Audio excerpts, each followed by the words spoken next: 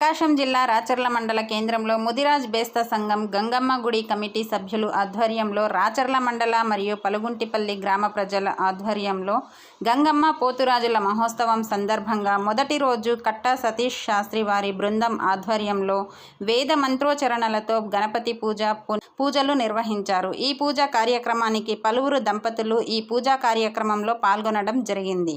అనంతరం గంగమ్మ అమ్మవారు, పోతురాజు స్వామి, వినాయక స్వామి నూతన విగ్రహాలను వైభవంగా మంగళ వాయిద్యాల నడుమ గ్రామోత్సవం నిర్వహించారు. ఈ కార్యక్రమంలో ముదిరాజ్ బేస్త సంఘం గంగమ్మ ఆలయ కమిటీ సభ్యులు, భక్తులు అధిక సంఖ్యలో పాల్గొనడం జరిగింది.